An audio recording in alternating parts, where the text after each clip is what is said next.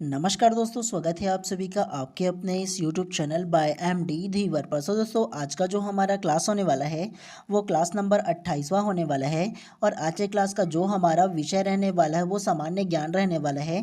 और आज के क्लास का जो हमारा टॉपिक रहने वाला है वो शिक्षा से संबंधित आयोग के बारे में थ्योरी प्लस MCQ सीरीज हम लोग करने वाले हैं। शिक्षा से संबंधित आयोग का मतलब यह है कि हमारे भारत में शिक्षा से संबंधित विभिन्न जो अलग अलग आयोग बने हुए हैं तो उसके बारे में हम लोग विस्तार पूर्वक पढ़ते हुए चलेंगे। तो अगर आप लोगों का आपका सिलेबस को दिखाऊं ना, सबसे पहला सामान्य ज्ञान का, तो इसमें आप लोगों का 20 नंबर का क्वेश्चन पूछे जाने वाले हैं और 20 क्वेश्चन आने वाले हैं। ठीक है, तो आप लोगों का ये जो टॉपिक है ना वो हम लोग क्या पढ़ रहे हैं उसको अगर आप लोगों को बताऊं ना, तो छठवां टॉपिक और अंतिम टॉपिक को हम लोग पढ़ने वाले हैं, जिसमें खेल और शिक्षा, योग शिक्षा और मूल्य शिक्षा के बारे में हम लोग पढ़ेंगे।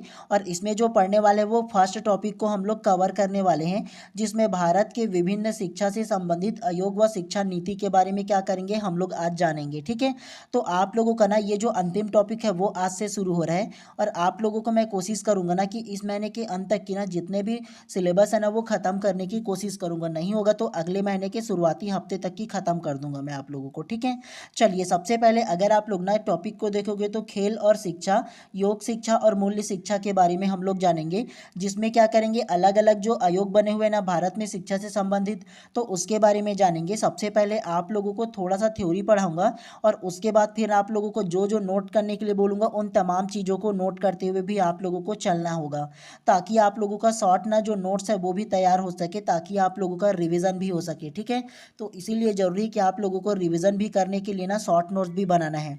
और जिसको मैं नोट करने के लिए बोलूँगा केवल उसी को नोट करिएगा, सारी चीज़ों को नोट नहीं करना है। ठीक है, बाकी आप लोगों को PDF प्रोवाइड करूंगा ना जी अपने व्हाट्सअप ग्रुप में, तो वहां से आप लोग क्या कर लेना, डाउनलोड करके दोबारा पढ़ लेना। ठीक है, चलिए सबसे पहले थोड़ा सा हम लोग क्या करते हैं थ्योरी को पढ़ते हुए चलते हैं।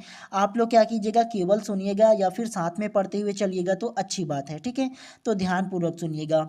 15 अगस्त सन 1947 को भारत के स्वतंत्र होने के पश्चात 26 जनवरी 1950 को भारतीय संविधान लागू हुआ। भारतीय संविधान के लोकतांत्रिक शासन व्यवस्था में शिक्षा के महत्व को स्वीकार किया गया तथा शिक्षा संबंधी उत्तरदायित्वों को केंद्र तथा राज्य के मध्य विभाजित किया गया। तो आप लोगों को ये तो नॉर्मल पता होगा ना कि 15 अगस्त 1947 को हमारा भारत क्या हुआ था, स्वतंत्र हुआ था, आज़ाद हुआ था। 26 जनवरी 1950 को हमारा जो संविधान है वो लागू हुआ था। और लागू होने के बाद जितने भी ना लोकतांत्रिक शासन व्यवस्था है उसको क्या किया गया, स्वीकार किया गया। और केंद्र में केंद्र का उत्तरदायित्व और राज्य में राज्य का उत्तरदायित्व दो भागों में क्या किया गया था, विभक्त किया गया था, बांटा गया था। ये आप लोगों को पता होगा, नॉर्मल सी ये इन्फॉर्मेशन है। चलिए नेक्स्ट को ध्यान से पढ़िए। स्वतंत्रता के बाद भारत में शिक्षा संबंधी अनेक समस्याएं सामने आई। इन समस्याओं को सुलझाने के लिए शिक्षा प्रणाली के पुनर्गठन करने तथा शिक्षा के अवसरों का देश में विस्तार करने की भी आवश्यकता थी, जैसे बच्चों को निःशुल्क एवं अनिवार्य प्राथमिक शिक्षा उपलब्ध कराने, अशिक्षित प्रौढ़ों को साक्षर बनाने, माध्यमिक शिक्षा की गुणवत्ता में सुधार लाने, विज्ञान प्रौद्योगिकी शिक्षा का विस्तार करने, बालिकाओं, पिछड़े और अल्पसंख्यकों के शैक्षिक विकास को सुनिश्चित करने तथा मातृभाषा, प्रशिक्षक भाषा व राष्ट्रभाषा के माध्यम से शिक्षा प्रदान करने जैसी अनेक चुनौतियों स्वतंत्र भारत सरकार के सामने थी। स्वतंत्रता प्राप्ति के पश्चात सन 1948 में डॉक्टर राधाकृष्णन की अध्यक्षता में विश्वविद्यालय शिक्षा आयोग, सन 1952 में डॉक्टर मुदालियर की अध्यक्षता में माध्यमिक शिक्षा आयोग, सन 1964 में डॉक्टर कोठारी की अध्यक्षता में राष्ट्रीय शिक्षा आयोग, सन 1968 में प्राथमिक शिक्षा नीति, सन 1986 में दूसरी शिक्षा नीति तथा सन 2020 में तीसरी शिक्षा नीति बनाई गई। तो आप लोगों को इसमें ना ये जो तमाम जो लाइन है ना उसे आप लोगों को नोट करके रखना है। आप लोगों को इसमें से पूछा जाता है खास तौर से एक प्रश्न इसमें पूछा जाएगा कि एक तरफ आप लोगों को अलग अलग क्या दिया जाएगा, सन दिया जाएगा, और एक तरफ अलग अलग जो आयोग है उसको दिया जाएगा और बोलेगा कि इसको सीक्वेंस में जमाइए, मतलब सही आंसर इसमें चुनिए, ये बोला जाएगा। कभी कभी इसमें क्या किया जाता है, सीक्वेंस में जमाने के लिए दिया जाता है। तो आप लोगों को इन सारी चीज़ों को नोट करके रखना है। ठीक है, 1948 में डॉक्टर राधाकृष्णन की अध्यक्षता में क्या आया था, वो विश्वविद्यालय शिक्षा आयोग आया था। 1952 में मुदालियर कमीशन आया था, मतलब मुदालियर की जो अध्यक्षता में मुदालियर कमीशन आया था, जिसे माध्यमिक शिक्षा आयोग के नाम से भी जाना जाता है। उसके अलावा 1948 में डॉक्टर कोठारी की अध्यक्षता में राष्ट्रीय शिक्षा आयोग आया था। 1968 में प्राथमिक शिक्षा नीति आया था। 1986 में दूसरी शिक्षा नीति आया था और 2020 में क्या आया था, तीसरी शिक्षा नीति, जिसे हम लोग NEP 2020 के नाम से जानते हैं ना। तो इन तमाम चारों पांचों जो फैक्टर है उसे आप लोगों को नोट करके रखना है, वेरी वेरी इंपॉर्टेंट है, बता रहा हूँ। अपने शॉर्ट नोट में नोट करके रखना, पूछा जाता है। अभी आप लोगों को ना पढ़ाऊंगा ना, उसमें भी देखना क्वेश्चन उसमें भी आएगा। अब सारे जो अलग अलग जो आयोग है ना, उसको विस्तार पूर्वक क्या करते हैं हम लोग पढ़ते हुए चलते हैं। सबसे पहला को ध्यान से पढ़ते हैं, विश्वविद्यालय शिक्षा आयोग 1948। तो ये क्या है, सबसे पहले ये जानते हैं, फिर आप लोगों को विस्तार पूर्वक मैं अपने शब्दों में समझाऊंगा। सबसे फर्स्ट को इसके थ्योरी को ध्यान से पढ़िए। भारत सरकार ने स्वतंत्रता प्राप्ति के बाद उच्च शिक्षा का स्तर बढ़ाने के लिए विश्वविद्यालय शिक्षा आयोग की स्थापना 4 नवंबर 1948 में की थी। इस आयोग के अध्यक्ष डॉक्टर सर्वपल्ली राधाकृष्णन थे। तो इसे आप लोगों को नोट करके रखना है। इन्हीं के नाम पर इसे राधाकृष्णन आयोग भी कहा जाता है।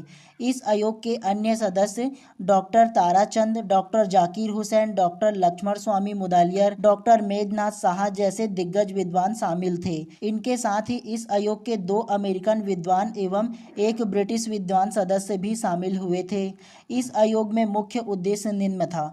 तो ये जो विश्वविद्यालय आयोग है, इसके क्या क्या उद्देश्य है, इसको जानने से पहले थोड़ा सा आप लोगों को क्या नोट करना है ये बता दे रहा हूँ, ध्यान से समझिएगा। सबसे पहला जो नोट करना है वो पहला में नोट करना है, विश्वविद्यालय आयोग जो होगा ना, जिसे विश्वविद्यालय शिक्षा आयोग 1948 के नाम से जानते हैं। और इसके अध्यक्ष कौन थे, तो डॉक्टर सर्वपल्ली राधाकृष्णन इसके अध्यक्ष थे। और इसकी स्थापना जो है वो 4 नवंबर 1948 को हुआ था। ये केवल आप लोगों को नोट करके रखना है, कब इसका स्थापना हुआ था और इसका अध्यक्ष कौन है। इन दोनों चीज़ों को केवल आप लोगों को नोट करके रखना है, ठीक है। चलिए उसके बाद ना ये जो आयोग है उसका क्या क्या उद्देश्य है इसके बारे में जानते हैं। तो फर्स्ट को सबसे पहले आप ध्यान से पढ़िए, शिक्षा द्वारा राजनीति, शासन, व्यवसाय, व्यापार आदि सभी क्षेत्रों में नेतृत्व करने वाले छात्रों को तैयार करना। तो ये विश्वविद्यालय जो आयोग है ना उसका उद्देश्य था। दूसरा को ध्यान से पढ़िए, विश्वविद्यालय आयोग द्वारा संस्कृति के मूल्यांकन एवं समानता, स्वतंत्रता एवं न्याय पर आधारित नए समाज की रचना में योगदान कर सके। तो ये छात्रों के योगदान को बताया गया है। तीसरा को ध्यान से पढ़िए, विश्वविद्यालय छात्रों में सर्वोच्च मूल्य एवं विश्वास का निर्माण कर सके। चौथा को ध्यान से पढ़िए, विश्वविद्यालय का काम छात्रों को आत्मज्ञान एवं सही मार्गदर्शन देना होगा। तो ये विश्वविद्यालय आयोग का प्रमुख उद्देश्य था। पांचवा को पढ़िए, विश्वविद्यालय पूर्ण मानसिक विकास पर बल दे सके। छठवां को पढ़िए, देश की सांस्कृतिक एकता, राष्ट्रीय एवं विश्व बंधुत्व में विश्वास की भावना जागृत कर सके। तो ये विश्वविद्यालय जो आयोग है ना उनका प्रमुख क्या था, तो प्रमुख उद्देश्य था।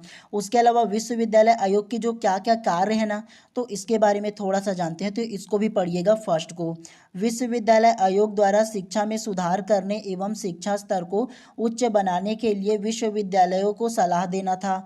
ये किसका काम था, तो विश्वविद्यालय आयोग का काम था। दूसरा को पढ़िए, विश्वविद्यालयों को अपने कोष से दी जाने वाली धनराशि का वितरण करने तथा इस संबंध में अपनी नीति का निर्धारण करना। तीसरा को पढ़िए, नवीन विश्वविद्यालयों की स्थापना एवं प्रचलित विश्वविद्यालयों के कार्य क्षेत्र में वृद्धि के बारे में पूछे जाने पर अपना मत प्रकट करना। पांचवा को पढ़िए, भारत सरकार एवं विश्वविद्यालयों द्वारा पूछे गए प्रश्न का उत्तर देना तथा उनकी शंकाओं का समाधान करना। पांचवा को पढ़िए, विश्वविद्यालय शिक्षा के विस्तार एवं विकास से संबंधित आवश्यक कार्यों को पूरा करना। तो ये प्रमुख विश्वविद्यालय आयोग के कार्य थे इनमें से। उसके अलावा छठवां को ध्यान से पढ़िए, विश्वविद्यालयों से उनकी परीक्षाओं, पाठ्यक्रमों एवं अनुसंधान कार्य आदि के संबंध में सूचना प्राप्त करना। तो ये विश्वविद्यालय आयोग का प्रमुख कार्य था। उद्देश्य अलग होता है, कार्य अलग होता है, दोनों को ध्यान रखना है आप लोगों को, ठीक है। चलिए उसके बाद दूसरा कमीशन था ना, मतलब दूसरा जो आयोग क्या है उसके बारे में थोड़ा सा जानते हैं। दूसरा जो आयोग है वो मुदालियर आयोग है। मुदालियर आयोग का गठन कब हुआ था, इसके अध्यक्ष कौन है, इसके बारे में जानते हैं। तो दूसरा को ध्यान से पढ़िए, मुदालियर कमीशन 1952। कब, तो मुदालियर कमीशन कब आया था, 1952 में आया था। तो ध्यान से पढ़िए इसको भी। भारत सरकार ने 23 सितंबर 1952 को डॉक्टर लक्ष्मण स्वामी मुदालियर की अध्यक्षता में माध्यमिक शिक्षा आयोग की स्थापना की। उन्हीं के नाम पर इसे मुदालियर कमीशन कहा गया। माध्यमिक शिक्षा आयोग की सिफारिश के अनुसार पहली से पाँचवीं तक की शिक्षा, प्राइमरी शिक्षा तथा उसके बाद सेकेंडरी शिक्षा को दो भाग में होना चाहिए। माध्यमिक शिक्षा के ढांचे में सुधार के लिए डॉक्टर लक्ष्मण स्वामी मुदालियर की अध्यक्षता में सन 1952 में माध्यमिक शिक्षा आयोग की स्थापना की गई। इसका उद्देश्य, तो माध्यमिक शिक्षा आयोग का उद्देश्य क्या क्या है इसके बारे में जानते हैं, तो ध्यान से इसको समझिएगा। पहला उद्देश्य को ध्यान से पढ़िए। पाठ्यचर्या में विविधता लाने एवं मध्यवर्ती स्तर जोड़ने, त्रिस्तरीय स्नातक पाठ्यक्रम की शुरुआत करना था। मतलब यह है कि ये जो पाठ्यचर्या है ना, उसमें विविधता लाने के लिए एक मध्यवर्ती जो स्तर है उसको जोड़ना, त्रिस्तरीय स्नातक को लाना, मतलब तो ग्रेजुएशन होता है वो 3 साल का होता है ना, तो ये लाने का जो सिफारिश है वो किसने किया था, तो माध्यमिक शिक्षा आयोग ने किया था। ये आप लोगों को याद रखना है। दूसरा को पढ़िए। उच्च तथा उच्चतर माध्यमिक स्तर की शिक्षा के पाठ्यक्रम में एक विषय अनिवार्य रहेगा, जैसे गणित, सामान्य ज्ञान, कला, संगीत आदि। तीसरा को ध्यान से पढ़िए। वस्तुनिष्ठ परीक्षण पद्धति को अपनाए जाएंगे, मतलब वस्तुनिष्ठ तरीके से जो क्वेश्चन होगा ना, तो उसको अपनाए जाने की सिफारिश किसने किया था, तो वो माध्यमिक शिक्षा आयोग ने किया था। ये आप लोगों को याद रखना है। चौथा को ध्यान से पढ़िए। संख्यात्मक अंक देने के बजाय सांकेतिक अंक देना होगा। आप लोगों ने देखा होगा कभी कभी रिजल्ट में ना, जो नंबर देने के बजाय क्या किया जाता है, फर्स्ट, सेकंड, थर्ड ऐसे ऐसे लिख दिया जाता है ना, तो ये इन्हीं की सिफारिश की वजह से किया जाता है। तो ये आप लोगों को याद रखना है। और ये जो मुदालियर कमीशन है ना, वो 1952 में आया था, ये नोट करके रखना है। उसके अलावा कौन अध्यक्ष था, तो इसका जो अध्यक्ष है वो डॉक्टर लक्ष्मण स्वामी मुदालियर है। और इसके सरनेम पर ही क्या किया गया था, मुदालियर कमीशन इसका नाम रखा गया था। ये आप लोगों को याद रखना है। और इसी को ही माध्यमिक शिक्षा आयोग के नाम से भी क्या किया जाता है, जाना जाता है। और इसके उद्देश्य को भी थोड़ा सा आप लोग पढ़ लीजिएगा, इंपॉर्टेंट है आप लोगों के लिए, ठीक है। चलिए उसके बाद तीसरा आयोग को पढ़ते हुए चलते हैं, राष्ट्रीय शिक्षा आयोग या कोठारी आयोग 1964 को, ठीक है। तो राष्ट्रीय शिक्षा आयोग कहा जाता है या कोठारी आयोग इसी को कहा जाता है, 1964 में आया था इसीलिए। चलिए फर्स्ट को ध्यान से पढ़िए। भारत सरकार ने 14 जुलाई 1964 को अपने प्रस्ताव में शिक्षा आयोग की नियुक्ति की। इस आयोग के अध्यक्ष प्रोफेसर D.S. कोठारी था। कौन, तो प्रोफेसर D.S. कोठारी थे। और इन्हीं के नाम पर क्या किया गया था, इनके नाम पर कोठारी कमीशन भी कहा जाता है। तो इसके सरनेम को ही ना क्या किया गया था, लिया गया था। और इन्हीं के नाम पर आयोग के नाम को क्या बनाया गया था, कोठारी कमीशन या कोठारी आयोग कहा जाता है। तो ये आप लोगों को याद रखना है। जो आप लोगों को नोट करना है वो कोठारी आयोग या राष्ट्रीय शिक्षा आयोग 1964-66 14 जुलाई 1966 को क्या किया गया था, ये प्रस्तावित हुआ था। और इसके अध्यक्ष कौन है, प्रोफेसर D.S. कोठारी है। तो ये आप लोगों को याद रखना है। अब कोठारी आयोग के कुछ उद्देश्य है उसको जानते हैं। तो पहला को ध्यान से पढ़िए। देश की परंपराओं एवं मान्यताओं के अनुरूप समाज की आवश्यकताओं एवं आकांक्षाओं को ध्यान में रखकर राष्ट्रीय शिक्षा प्रणाली का विकास करना। दूसरा, शिक्षा में राष्ट्रीय लक्ष्यों को पूर्ण करना। तीसरा, शिक्षा की संरचना एवं स्तर प्रस्तुत करने, जैसे 1 से 3 तक पूर्व विद्यालय शिक्षा, 4 से 5 निम्न प्राथमिक शिक्षा। तो ये किसकी सिफारिश से हुआ है, तो कोठारी आयोग की सिफारिश हुआ है। तो ये आप लोगों को याद रखना है। उसके अलावा चौथा, अध्यापक शिक्षा पर बल दिया गया है। तो अध्यापक शिक्षा मतलब ना, आप लोगों ने देखा होगा कि समय समय पर जो टीचर है ना, तो उसका भी ट्रेनिंग होता है, उसका भी शिक्षा होते रहता है। तो ये किसके सिफारिश पर हुआ है, तो कोठारी आयोग की सिफारिश पर होता है। ये आप लोगों को याद रखना है। उसके अलावा नेक्स्ट को थोड़ा सा और थ्योरी है, ध्यान से पढ़िए। राष्ट्रीय शिक्षा आयोग भारत का एक ऐसा पहला शिक्षा आयोग था जिसने अपनी रिपोर्ट में सामाजिक बदलाव को ध्यान में रखते हुए कुछ ठोस सुझाव दिए हैं। जैसे करके दिया है, इसको पढ़ते हैं। शैक्षिक अवसर की समानता, विद्यालय शिक्षा का विस्तार, विद्यालय का पाठ्यक्रम की रूपरेखा एवं विद्यालय प्रशासन एवं निरीक्षण से संबंधित अनेक कार्यक्रमों की सिफारिश की गई है। आयोग ने 29 जून 1966 को अपनी रिपोर्ट प्रस्तुत की। तो ये आप लोगों को नोट करके रखना है, वेरी वेरी इंपॉर्टेंट है। कोठारी आयोग ने ना अपना जो सर्च है, जो अपना निरीक्षण है, उसको करने के बाद जो अपना रिपोर्ट है सरकार को कब सौंपा था, तो 29 जून 1966 को अपना रिपोर्ट सरकार के सामने सौंपा था। यह भी आप लोगों को नोट करके रखना है, वेरी वेरी इंपॉर्टेंट है कोठारी आयोग के संबंध में, ठीक है। चलिए उसके बाद चौथा जो आयोग है इसके बारे में भी थोड़ा सा जान लेते हैं। भले ही आप लोगों को लेट लगे चलेगा, लेकिन सारी इंफॉर्मेशन को कलेक्ट करके रखना है। है, आप लोगों को ज़्यादा से ज़्यादा इन्फॉर्मेशन रखना है। क्यों? भविष्य में आप शिक्षक बनना चाहते हो, शिक्षक होने के नाते ये जो शिक्षा के क्षेत्र में अलग अलग जो आयोग है उसके बारे में आपको नॉलेज होना ही चाहिए। तो इसीलिए आप लोगों को ना इसको पढ़ना बहुत ज़्यादा ज़रूरी है, ठीक है। आप लोग ये मत सोचिएगा केवल मैं एमसीक्यू करके भाग जाऊंगा तो चल जाएगा, ऐसा मत कीजिएगा, आप लोगों को बता रहा हूँ। आप लोगों का इसका पीडीएफ प्रोवाइड करूंगा ना, तो उसमें से भी आप लोग जाइएगा, पढ़िएगा, उसके बाद फिर आप लोग क्या करना, एमसीक्यू को भी पढ़िएगा। तो दोबारा पढ़ोगे तो अच्छे से आप लोगों को और भी समझ में आ जाएगा। अपना जो व्हाट्सअप ग्रुप है उसमें डाल दूंगा आप लोगों को, ठीक है, तो वहाँ से आप लोग पढ़ लेना। चलिए उसके बाद चौथा को अब पढ़ते हुए चलते हैं, तो ध्यान से पढ़िएगा। स्वतंत्र भारत में शिक्षा के समग्र रूप पर विचार कोठारी आयोग 1964-66 ने किया। इसके आधार पर जुलाई सन 1968 ईस्वी में प्रथम भारत की राष्ट्रीय शिक्षा नीति विकसित करने एवं लागू करने की घोषणा की, जिसमें वर्तमान शिक्षा व्यवस्था का विश्लेषण एवं समीक्षा की गई। मई सन 1986 ईस्वी में संसद ने राष्ट्रीय शिक्षा नीति के प्रारूप को राष्ट्रीय शिक्षा नीति के रूप में स्वीकृति प्रदान कर दी और स्पष्ट किया गया कि राष्ट्रीय शिक्षा नीति के अंतर्गत जाति, धर्म, लिंग के विभेदीकरण के बिना एक निश्चित स्तर में सभी को तुलनात्मक गुणवत्ता के साथ शिक्षा प्रदान की जा सके। इसका उद्देश्य निम्नलिखित है। तो क्या क्या इसका उद्देश्य है, थोड़ा सा इसको भी पढ़ लेते हैं, और ये आप लोगों का अंतिम जो आयोग है वो होने वाला है, ठीक है। तो उद्देश्य को ध्यान से पढ़ते हैं। फर्स्ट को पढ़िए, राज्यों द्वारा 10+2+3 की शैक्षणिक संरचना लागू करना। तो ये किसके द्वारा किया गया? तो ये जो है ना वो राष्ट्रीय शिक्षा नीति 1986 के द्वारा किया गया था। ये आप लोगों को याद रखना है। हम लोगों का जो अभी भी जो शिक्षा पद्धति चल रहा है ना, वो कैसा चल रहा है?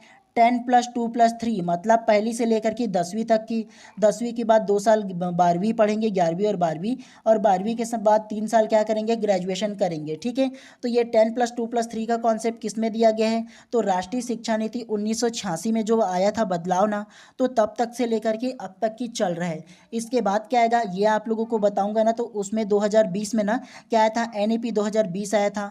इसको हम लोग अलग से पढ़ेंगे और अलग से आप लोगों को समझाऊंगा एनईपी 2020 के बारे में विस्तार पूर्वक। बहुत सारे उसके प्रावधान हैं, बहुत सारे इसकी विशेषताएं हैं, जो अभी लागू होगा, लागू नहीं हुआ है अभी, ठीक है। चलिए दूसरा को पढ़ते हैं। 6 से 14 वर्ष की आयु के बच्चों को निःशुल्क एवं अनिवार्य शिक्षा उपलब्ध कराने का संकल्प दोहराया गया। तो ये देखो, राष्ट्रीय शिक्षा नीति 1986 में जो हुआ था ना, उसमें क्या है, 6 से 14 वर्ष के जितने भी बालक होंगे उनको निःशुल्क और अनिवार्य जो शिक्षा है ना वो प्रदान किया जाएगा, ये बोला गया है इसने अपना उद्देश्य में। तीसरा को पढ़िए, शिक्षा की गुणवत्ता में वृद्धि के लिए ऑपरेशन ब्लैक बोर्ड को लागू किया गया एवं कामगारों के लिए औपचारिक शिक्षा कार्यक्रम चलाया गया। आप लोगों का ना ऑपरेशन ब्लैक बोर्ड क्या है, अलग से एक टॉपिक लेकर आऊँगा, उसको समझाऊंगा कि ऑपरेशन ब्लैक बोर्ड क्या है। बहुत ही ज़्यादा इंपॉर्टेंट है ऑपरेशन ब्लैक बोर्ड जो है वो, ठीक है।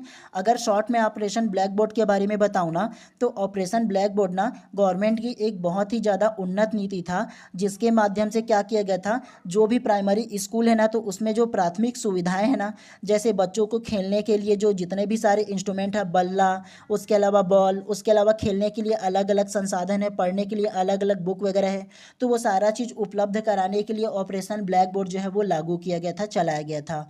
ये आप लोग शॉर्ट में जान लीजिए, ठीक है। चलिए उसके बाद चौथा उद्देश्य के बारे में थोड़ा सा जानते हैं। तो चौथा को पढ़िए, उच्चतर स्तर में व्यावसायिक पाठ्यक्रमों की शिक्षा दी जाए। मतलब उच्च स्तर में जो ना व्यावसायिक से उस पाठ्यक्रम है ना, तो उसकी भी शिक्षा दी जाना, मतलब आगे चल कर के वो क्या करेगा, कैसे आगे बढ़ेगा, उसके बारे में जानकारी देना। जैसे एग्जाम्पल के थ्रू दिया है, कंप्यूटर शिक्षा, नैतिक शिक्षा एवं समाजोपयोगी उत्पादन का अध्ययन कराना आदि कार्यक्रम चलाया जाएगा। तो हम लोगों ने अक्सर ये भी देखे होंगे ना कि हम लोगों के कॉलेज में क्या है, अक्सर प्रशिक्षण इस प्रकार से दिया जाता है ताकि हम लोग शिक्षित होने के बाद आगे चल कर के क्या किया जाए, हम लोगों को कोई स्किल सीख पाए, तो इसलिए कुछ कुछ स्किल डेवलपमेंट के लिए कोर्स चलाया जाता है। तो ये इसी के तहत होता है। चलिए नेक्स्ट को पढ़ते हैं। 1986 में राष्ट्रीय शिक्षा नीति बनाई गई थी, जिसे सुधार कर संशोधित शिक्षा नीति 1992 निर्मित की गई। इसमें अनेक बदलाव किए गए। इसमें गुणवत्तापरक शिक्षा, नवाचार और अनुसंधान संबंधी बदलाव किए गए। विज्ञान प्रौद्योगिकी शिक्षा, व्यावसायिक शिक्षा आदि बदलाव कर एक नई शिक्षा नीति का निर्माण किया गया। तो केवल आप लोगों को इसमें क्या करना है, इतना ही आप लोगों को थ्योरी पढ़ना था। अब इस थ्योरी के बेस पर हम लोग क्या करेंगे, एमसीक्यू सीरीज करेंगे, मतलब क्वेश्चन प्रैक्टिस करेंगे। तो सबसे पहले आप लोगों को क्या करना है, जो जो नोट करने के लिए बोला हूँ उसे नोट कर लिए होंगे, उम्मीद है। नहीं किए होंगे तो कर लेना, इंपॉर्टेंट है इसलिए बता रहा हूँ, बेवजह आप लोगों को लिखने के लिए नहीं बोलूँगा। तो इसीलिए आप लोगों को ध्यान रखना है, इन सारी चीज़ों को नोट करना है, पूछा ही जाएगा, एक क्वेश्चन आएगा ही आएगा, वेरी वेरी इंपॉर्टेंट है इस क्लास से, तो ध्यान रखना है आप लोगों को। चलिए यहाँ से अब हम लोग ना प्रश्न को पढ़ना शुरू करते हैं, तो ध्यानपूर्वक आप लोग प्रश्न को पढ़िएगा और फिर लास्ट में आप लोग ये बताइएगा कि क्या इसका आंसर होगा। फिर मैं आप लोगों को इसके बाद विस्तार पूर्वक इसका आंसर बताऊंगा, ठीक है। तो ध्यानपूर्वक सबसे पहले खुद ट्राई करना आंसर लेने के लिए। तो चलिए ज़्यादा देर नहीं करते हैं, सीधा सीधा प्रश्न क्रमांक फर्स्ट को पढ़ते हैं। और अभी तक कि आप लोगों ने चैनल को सब्सक्राइब नहीं किया होगा तो कर लेना जी, क्योंकि आप ही लोगों का ना काम आने वाला है ये। क्यों? क्योंकि आप लोगों का इंट्रेंस एग्जाम होगा, उसके बाद फिर आप लोगों का रिजल्ट आएगा तो उसका नोटिफिकेशन, उसके बाद इंट्रेंस एग्जाम का रिजल्ट आने के बाद क्या आप लोगों को करना है, कैसे काउंसलिंग करना है, किस कॉलेज को चूज़ करना है, ये तमाम जो वीडियोस रहेगा ना वो इसी चैनल पर आएगा। तो इसीलिए आप लोगों को ना इस चैनल को सब्सक्राइब कर लेना है, ठीक है, ताकि आप लोगों को क्या करना है, प्रॉपर टाइम पे सारी चीज़ों का इन्फॉर्मेशन मिलता रहेगा। चलिए पढ़ने के ऊपर फोकस करते हैं। तो प्रश्न क्रमांक फर्स्ट को ध्यान से पढ़िए। भारत में शिक्षा के किस आयोग ने यह राय व्यक्त की कि अंततः कृषि विकास के समक्ष कार्य स्पष्ट है, हम अगले 15 वर्ष में खाद्य उत्पादन को कम से कम 2 गुना करने और उसके पश्चात पर्याप्त वृद्धि बनाए रखने के प्रयास करना होगा। ऑप्शन ए कोठारी आयोग शिक्षा आयोग 1964-66, ऑप्शन बी मुदालियर आयोग माध्यमिक शिक्षा आयोग 1952-53, ऑप्शन सी राधाकृष्णन आयोग विश्वविद्यालय आयोग 1948-49 या ऑप्शन डी राष्ट्रीय ज्ञान आयोग 2006-9। तो आपको बताना है क्या इसका आंसर होगा।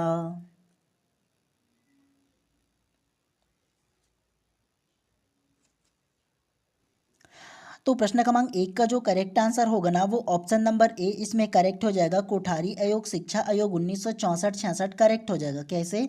भारत में शिक्षा के किस आयोग ने यह राय व्यक्त की कि अंततः कृषि के समक्ष कार्य स्पष्ट है, हमें अगले 15 वर्ष में खाद्यान्न उत्पादन को कम से कम 2 गुना करने और उसके पश्चात पर्याप्त वृद्धि बनाए रखने का प्रयास करना होगा। तो ये कोठारी आयोग का उद्देश्य था, ये आप लोगों को याद रखना है, इसके बारे में उन्होंने ये योजना बनाया था, ठीक है। कोठारी आयोग शिक्षा आयोग जिनके नाम से जानते हैं। और आप लोगों को इसमें जो डबल डबल नाम दिख रहे हैं ना सारे जो ऑप्शन का, तो उनको आप लोगों को याद रखना है। कोठारी आयोग को शिक्षा आयोग कहा जाता है, मुदालियर आयोग को माध्यमिक शिक्षा आयोग कहा जाता है, राधाकृष्णन आयोग को विश्वविद्यालय शिक्षा आयोग कहा जाता है। साथ में ही इसका सन को भी आप लोगों को याद रखना है, क्रम वाइज जमाइए बोल करके पूछा जाता है अक्सर ऐसे क्वेश्चन, तो ध्यान रखना है आप लोगों को। तो इसीलिए प्रश्न क्रमांक एक का जो करेक्ट आंसर है ना ऑप्शन नंबर ए कोठारी आयोग करेक्ट हो जाएगा। कोठारी आयोग का ये उद्देश्य था कि हम अगले 15 वर्ष तक की जो खाद्यान्न है ना उसको कम से कम 2 गुना बढ़ाने का लक्ष्य रखा था, ये आप लोगों को याद रखना है कोठारी आयोग के बारे में। चलिए नेक्स्ट प्रश्न को पढ़ते हुए चलते हैं इसी प्रकार से। चलिए प्रश्न क्रमांक दूसरा को ध्यान से पढ़िए। राज्य स्तर पर स्कूली शिक्षा एवं शिक्षक शिक्षा के शैक्षणिक कार्यक्रमों की योजना क्रियान्वयन एवं मूल्यांकन हेतु उत्तरदायी निकाय है। Option A NCERT, option B NCERT, option C DIET या ऑप्शन डी CBSE। तो क्या इसका आंसर होगा? और ये प्री बीएड एंट्रेंस एग्जाम 2024 में पूछा गया क्वेश्चन है, तो क्या इसका आंसर होगा बताइए पहले आप।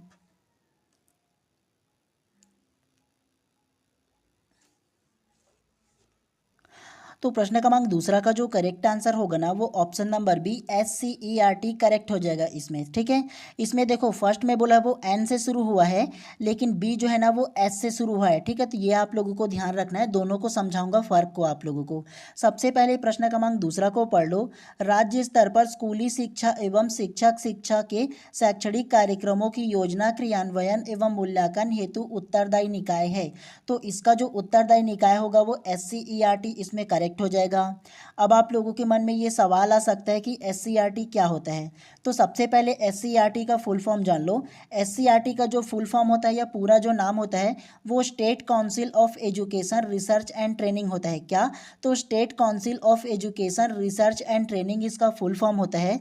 और इसका जो कार्य होता है ना वो राज्य में ना जो शैक्षणिक और अनुसंधान का जो कार्य होता है प्रशिक्षण का ना, तो वो कार्य करता है। अपने शब्दों में समझाऊं ना तो आप लोगों ने अक्सर ये सुना होगा कि समय समय पर जो शिक्षकों का क्या होता है, ट्रेनिंग होते रहता है ना। तो ये ट्रेनिंग कराने का काम किसका होता है, SCRT जो विभाग है उसका होता है। और SCRT जो होता है ना, वो राज्य में जितना भी शिक्षा व्यवस्था होता है उसका हेड होता है। उसी के द्वारा सिलेबस को जारी किया जाता है कि कौन से क्लास में कौन सा बच्चों को क्या पढ़ना है, इसका होगा ये SCRT डिसाइड करता है। जैसे हमारे छत्तीसगढ़ में ना क्या होता है, छत्तीसगढ़ में जो भी ना गवर्नमेंट स्कूल होंगे नॉर्मल, तो उसका जो सिलेबस है वो SCRT डिसाइड करता है। साथ ही साथ वहाँ के जो टीचर होंगे गवर्नमेंट का, तो उसको समय समय पर ट्रेनिंग करना होता है ना। तो ये कौन डिसाइड करता है, वो SCRT करता है, ठीक है। तो ये आप लोगों को ध्यान रखना है। राज्य स्तर पर स्कूली शिक्षा और शिक्षकों की शिक्षा, इन दोनों का कार्यभार कौन करता है, तो SCRT करता है। समझ में आया आप लोगों को। अब आप लोग थोड़ा सा ये जान लो कि NCRT क्या होता है। NCRT का जो फुल फॉर्म होता है ना, वो national council of education research and training होता है। ये नेशनल स्तर पर होता है, ठीक है। जैसे आप लोगों ने सुना होगा कि आप लोग ने प्रेफरेंस दिया होगा कि NCRT बुक पढ़ना चाहिए, क्यों, क्योंकि ये गवर्नमेंट का एक क्या है, आयोग है। और गवर्नमेंट क्या करता है, इसका जितना भी ना NCRT का जो बुक होता है वो जारी करता है गवर्नमेंट अपने तरफ से। तो इसीलिए पढ़ने के लिए बोलते हैं ना जी, जो हम लोग कॉम्पिटिशन एग्जाम में उतरते हैं तो उसमें NCRT का बुक पढ़ने को बोला जाता है ना। तो NCRT का जो बुक होता है इसीलिए प्रेफर किया जाता है। और ये जो ना केंद्र में क्या होता है, केंद्र में जितने भी ना स्कूल होंगे ना, तो उसमें क्या होता है, स्कूल में पहली से लेकर के 12वीं तक के जितने भी पाठ्यक्रम में किस में क्या होगा, ये डिसाइड कौन करता है, सेंट्रल लेवल पर, तो वो NCRT करता है। ये आप लोगों को याद रखना है। National council of education research and training इसका फुल फॉर्म है, इसके बारे में आप लोगों को याद रखना है। उसके अलावा option number C, DIET. DIET के बारे में अगर आप लोगों को बताऊँ ना, तो BEd और DELED का जो ट्रेनिंग होता है वो कहाँ होता है, डाइट में होता है। जो गवर्नमेंट कॉलेज होता है वो इसमें होता है, इसके अंतर्गत, तो वो डाइट कहलाता है। अगर आप लोगों का गवर्नमेंट कॉलेज में एडमिशन होगा ना, अच्छे नंबर लाओगे अभी, तो आपका डाइट में एडमिशन हो जाएगा। और डाइट में ना बेहतर ट्रेनिंग होता है जी, वहाँ पूरा गवर्नमेंट फैसिलिटीज अवेलेबल रहता है। तो ये आप लोगों को ध्यान रखना है, आपको ना ज़्यादा मेहनत करके डाइट में ही एडमिशन लेना है। मैं भी डाइट से क्या क्यों पढ़ा हूँ, तो इसीलिए आप लोगों को बता सकता हूँ कि कैसा कैसा वहाँ ट्रेनिंग होता है, ठीक है। उसके अलावा ऑप्शन नंबर डी, CBSE। ये तो जानते हो ना आप लोगों का 10वीं और 12वीं जो सेंट्रल लेवल से एग्जाम होता है ना, 10वीं 12वीं का, ये कौन कंडक्ट कराता है, तो CBSE कराता है। ये आप लोगों को पता होगा इसके बारे में। तो इसीलिए प्रश्न क्रमांक दूसरा का जो करेक्ट आंसर होगा ना, ऑप्शन नंबर बी जो है इसमें करेक्ट हो जाएगा, ठीक है। भले ही आप लोगों को थोड़ा सा लेट लगे चलेगा, लेकिन पूरा ना विस्तार पूर्वक इन्फॉर्मेशन लेने की कोशिश किया करो आप, ठीक है। और रटने से ज़्यादा समझने की कोशिश किया करो, ठीक है। जो डिफरेंस है उसको चाहो ना तो शॉर्ट में नोट करके भी रख सकते हो। चलिए प्रश्न क्रमांक तीसरा को अब ध्यान से पढ़िए। जिला प्राथमिक शिक्षा कार्यक्रम DPEP के संदर्भ में निम्नलिखित में से कौन सा कथन सही है। पहला थ्योरी करके दिया है स्कूल की प्रतिभाशालीता में सुधार। दूसरा करके दिया है स्कूली शिक्षा के विकल्पों विशेषकर अनौपचारिक शिक्षा प्रणाली को मजबूत करना। ऑप्शन ए केवल एक, ऑप्शन बी केवल दो, ऑप्शन सी एक और दो, या ऑप्शन डी ना तो एक और ना ही दो। तो क्या इसका आंसर होगा।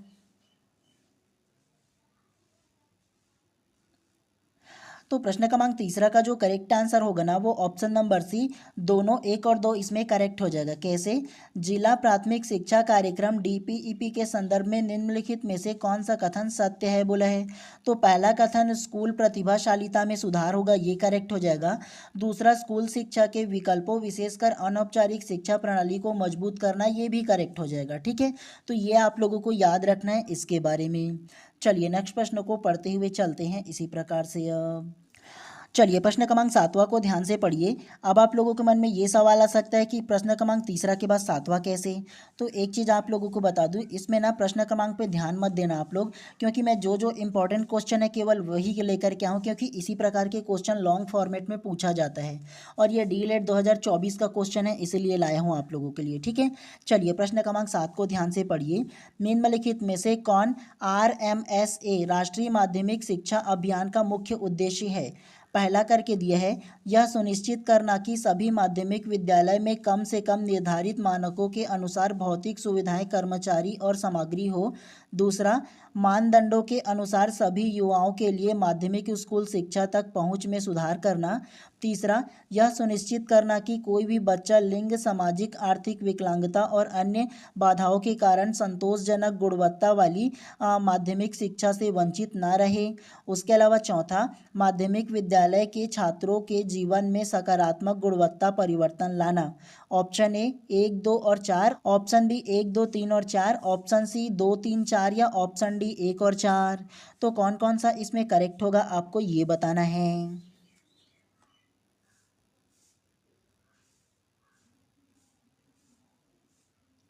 तो प्रश्न क्रमांक 7 का जो करेक्ट आंसर होगा ना वो ऑप्शन नंबर ए 1, 2 और 4 इसमें करेक्ट हो जाएगा। कैसे? तो प्रश्न क्रमांक 7वां निम्नलिखित में से राष्ट्रीय माध्यमिक शिक्षा अभियान का मुख्य उद्देश्य है बोला है। तो इसका जो मुख्य उद्देश्य होगा वो पहला हो जाएगा, यह सुनिश्चित करना कि सभी माध्यमिक विद्यालय में कम से कम निर्धारित मानकों के अनुसार भौतिक सुविधाएं कर्मचारी सामग्री उपलब्ध हो। तो कोई भी स्कूल में या कोई भी क्या है माध्यमिक शिक्षा में क्या होना है, ये सारी चीज़ों का अवेलेबल होना जरूरी होता है। उसके अलावा मानदंडों के अनुसार सभी युवाओं को माध्यमिक स्कूली शिक्षा तक पहुंच में सुधार करना, तो ये भी करेक्ट हो जाएगा। उसके अलावा तीसरा गलत कैसे होगा ये जान लो, यह सुनिश्चित करना कि कोई भी बालक लिंग, सामाजिक, आर्थिक विकलांगता और अन्य बाधाओं के कारण संतोषजनक गुणवत्ता वाले माध्यमिक शिक्षा आयोग से वंचित ना रहे। संतोषजनक इसमें बोला है जी, तो इसीलिए ये इसमें क्या होगा, ना रहे बोला है, तो ये इसमें गलत हो जाएगा, इसीलिए इसको काटा गया है। ठीक है।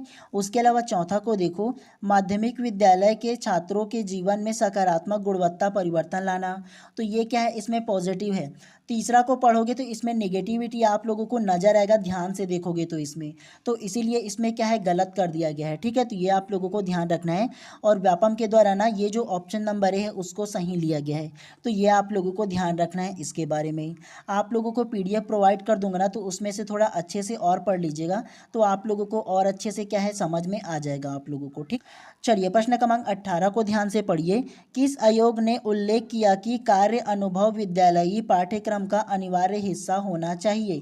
ऑप्शन ए राष्ट्रीय शिक्षा आयोग 1964-66, ऑप्शन बी माध्यमिक शिक्षा आयोग 1952, ऑप्शन सी आचार्य राममूर्ति समीक्षा समिति 1990 या ऑप्शन डी विश्वविद्यालय शिक्षा आयोग 1948-49।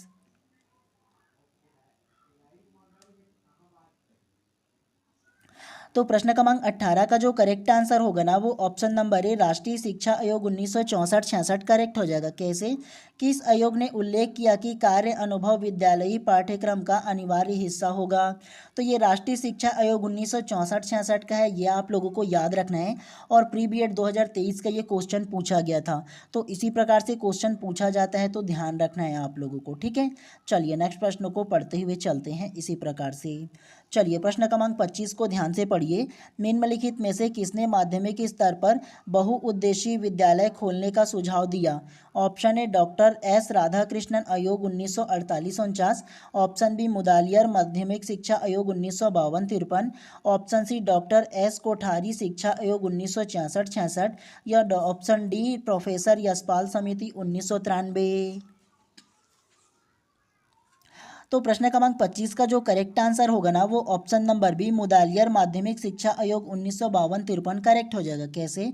निम्नलिखित में से किसने माध्यमिक स्तर पर बहुउद्देशीय विद्यालय खोलने का सुझाव दिया? तो माध्यमिक स्तर पर बहुउद्देशीय विद्यालय खोलने का जो सुझाव दिया था वो मुदालियर माध्यमिक शिक्षा आयोग 1952-53 ने दिया था। ये आप लोगों को नोट करके रखना है, इंपॉर्टेंट है ये। ठीक है, चलिए उसके बाद नेक्स्ट क्वेश्चन को इसी प्रकार से पढ़ते हुए चलते हैं। चलिए प्रश्न क्रमांक 26 को अब ध्यान से पढ़िए। आकलन के बारे में निम्नलिखित कथनों में से कौन सा कथन सही नहीं है? मतलब जो गलत है आपको वो बताना है। ऑप्शन ए आकलन के द्वारा शिक्षकों को सीखने सिखाने की प्रक्रिया में विद्यार्थियों की प्रगति को जानने में सहायता मिलती है। ऑप्शन बी आकलन के द्वारा विद्यार्थी को सीखने सिखाने की प्रक्रिया में स्वयं की प्रगति को जानने में सहायता मिलती है। ऑप्शन सी आकलन विद्यार्थियों के सीखने की प्रक्रिया का केवल संख्यात्मक विवरण प्रस्तुत करती है। या ऑप्शन डी आकलन केवल स्मरण शक्ति का नहीं बल्कि समझ और अनुप्रयोग का भी होता है। तो क्या इसका आंसर होगा?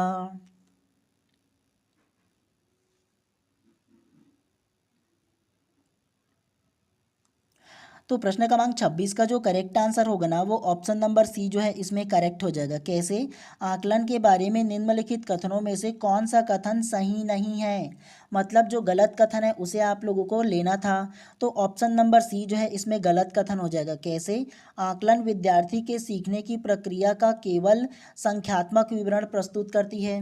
मान के चलो एक शिक्षक के रूप में आप बच्चों का आकलन करोगे और आकलन करोगे तो उसके रिजल्ट में केवल संख्यात्मक अंक लिख दोगे क्या, विवरण लिख दोगे क्या, केवल कि ये नंबर पाए, ये कम पाए, ये ज़्यादा पाए, केवल इतना ही लिखोगे क्या?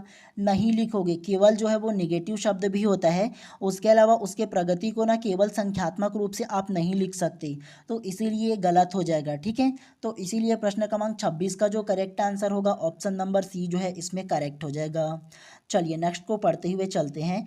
अब आप लोगों को ना प्रश्न क्रमांक 35 से लेकर के जितना भी नेक्स्ट क्वेश्चन इसमें है ना, वो सारे के सारे क्वेश्चन आपके होमवर्क के लिए मैं छोड़ दे रहा हूँ। ठीक है, आप लोग क्या करना, इसको एक बार पढ़ लेना अच्छे से, आप लोगों को क्या होगा ये समझ में आ जाएगा। ठीक है, लगभग 10 से 12 क्वेश्चन है वो आप लोगों को क्या है आपके होमवर्क के लिए छोड़ दे रहा हूँ, तो इसको आप लोगों को क्या करना है, पढ़ लेना है। ठीक है, सारे के सारे क्वेश्चन को। और जो लोग व्हाट्सअप ग्रुप में होंगे ना, इसका लाभ उन्हीं को मिलने वाला है, तो आप लोग क्या करना, इसको अच्छे से एक बार पढ़ लेना। व्हाट्सअप ग्रुप में डाल दूंगा और इसका जो आंसर है वो पीडीएफ के लास्ट में डाल दूंगा, तो वो भी आप लोगों के लिए हेल्पफुल रहने वाला है। ठीक है, तो ध्यान से आप लोग क्या कीजिएगा, पढ़िएगा। ठीक है, और आपकी स्क्रीन पर जो नंबर है ना, तो उसमें कांटेक्ट करके व्हाट्सअप ग्रुप में आप लोग जुड़ सकते हो। अभी भी 40 से 45 दिनों का टाइम है, तो अच्छे से आप लोग क्या कर सकते हो, पढ़ सकते हो। चलिए, आप सभी लोगों का दिन शुभ एवं मंगल में हो। इसी प्रकार से मिलते हैं नेक्स्ट क्लास में। पढ़ लीजिएगा, तुरंत ही इसका पीडीएफ को ना मैं व्हाट्सअप ग्रुप में डाल दे रहा हूँ। ठीक है, तो ध्यानपूर्वक पढ़ लीजिएगा।